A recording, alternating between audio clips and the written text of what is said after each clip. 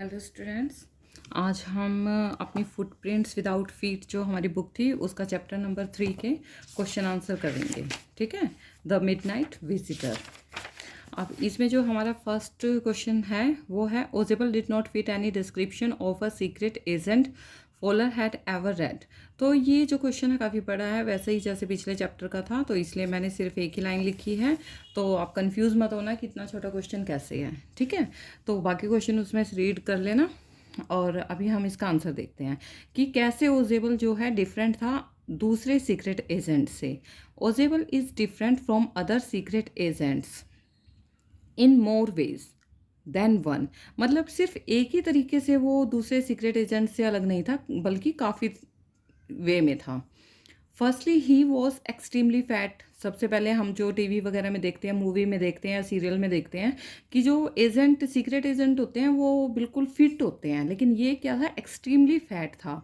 He spoke many languages. और अब secret agent है तो ज़रूरी नहीं है कि वो बहुत ज़्यादा लैंग्वेज बोलेगा, लेकिन इसको 3-4 लैंग्वेज आती थी और बहुत अच्छे से आती थी। He didn't get messages from beautiful girls. अच्छा, दूसरा हम मूवी वगैरह में देखते हैं कि उनके साथ ना वीमेन या गर्ल्स ज़रूर होती हैं। ठीक है, लेकिन इसके साथ ऐसा कुछ नहीं था। He didn't keep pistol with him. और ना ही जैसे उसमें देखते हैं कि उनके कोट के अंदर या इधर उधर कई 2-3 वो पिस्टल रखते हैं, तो ऐसा इसके साथ नहीं था। इसके पास कोई पिस्टल नहीं थी। तो बहुत तरीक़ों से वो दूसरे सीक्रेट एजेंट से डिफरेंट था। Who is Fowler and what is his first authentic thrill of the day. अच्छा, फॉलर कौन था और उसका सबसे पहला जो ऑथेंटिक थ्रिल था, मतलब पहली जो इंसिडेंट हुआ उसके साथ उस दिन, वो क्या था। Fowler is a writer. Fowler एक राइटर है and had come to meet Ausable. और वो ओजेबल से मिलने आया हुआ था। मतलब उसके बारे में देखना वो कैसे केस सोल्व करता है, किस तरह का आदमी है, ठीक है, उसकी एक्टिविटीज़ क्या हैं। His first authentic thrill of the day was when he saw a man in Ausable's room with pistol. अब उसका जो फर्स्ट थ्रिल था ना उस दिन का, वो था जब वो ओजेबल और ये जो फॉलर था, ये दोनों ओजेबल के रूम में, होटल के रूम में जाते हैं। तो वहाँ पे पहले से ही एक आदमी होता है और जिसके हाथ में पिस्टल होती है।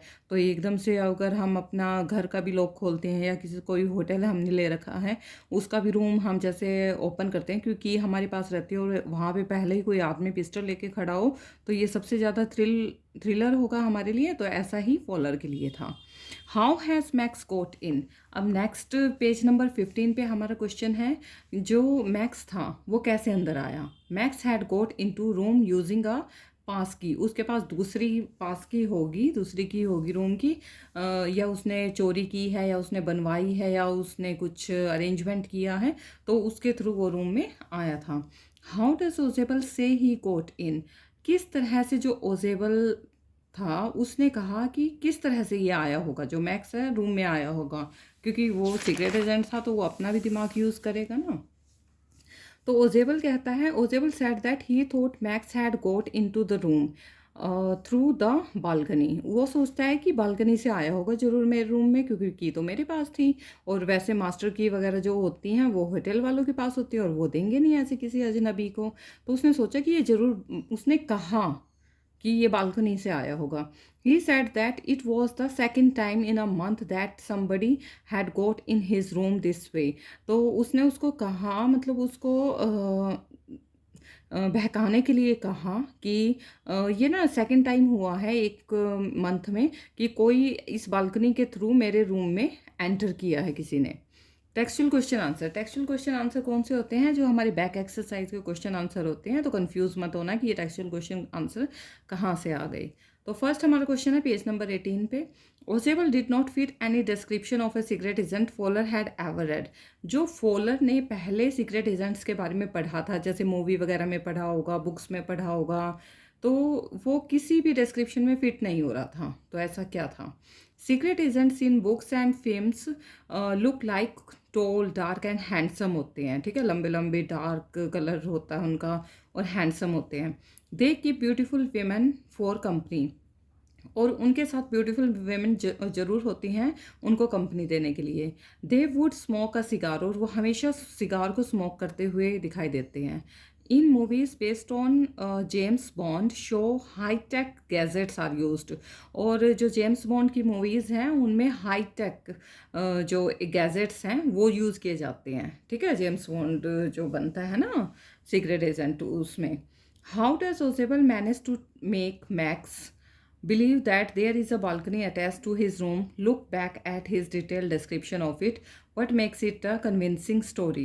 अब इसमें कहा गया है कि जो ओजेबल है कैसे मैनेज करता है मैक्स को बिलीव करवाने में कि ये जो बालकनी मतलब एक विंडो थी, विंडो के बाद था तो कुछ नहीं, लेकिन उसने एज्यूम करवाया उसको कि ये सच में एक बालकनी है। तो कैसे उसने किया, look back at his detail description of it, इसकी पूरी हमें डिटेल डिस्क्रिप्शन देनी है। What makes it a convincing story, और किस तरह से उसने बालकनी की स्टोरी बनाई।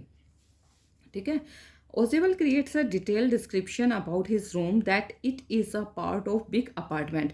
ओजेबल ने एक डिस्क्रिप्शन, डिटेल डिस्क्रिप्शन क्रिएट की अपने रूम के बारे में, और उसको बताया कि इसके साथ ना ये पूरा एक बहुत बड़ा अपार्टमेंट है और उसका जो रूम है एक पार्ट है उस बड़े से अपार्टमेंट का। And said that this balcony is connected with next room, और ये जो बालकनी है वो उसके रूम से कनेक्ट नहीं है बल्कि दूसरे रूम से बाकी जो अपार्टमेंट है पूरा उससे कनेक्टेड है। ये मतलब यूज़ नहीं करता उस बालकनी को। तो फिर वो कहता है कि क्यों यूज़ नहीं करता मैं, क्योंकि यहाँ से कोई भी घुस जाता है मेरे रूम में। He statement that somebody else also broke into his office through this balcony made it a convincing story.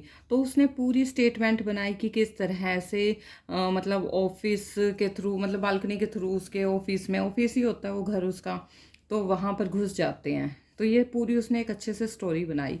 Looking back at the story, when do you think Ausable thought up his plan for getting rid of Max? Do you think he had worked out his plan in detail right from the beginning, or did he make up a plan taking advantage of events as they happened?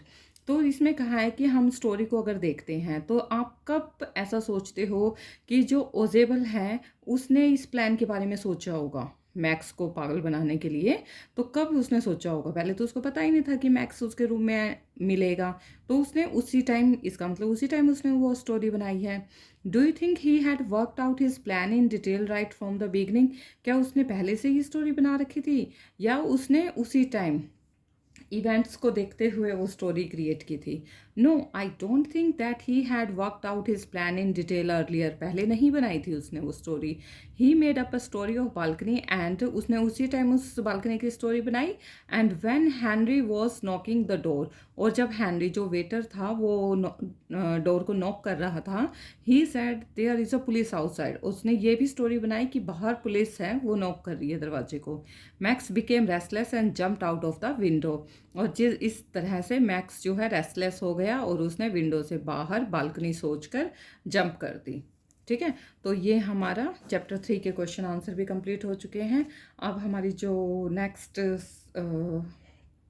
Summary आएगी वो हमारी 4th chapter की आएगी, footprints without feet का। पहले हम यही book complete कर लेंगे, उसके बाद हम फिर नेक्स्ट बुक कंप्लीट करेंगे। तो please like share and subscribe करें जितना ज़्यादा हो सके। ठीक है, थैंक यू।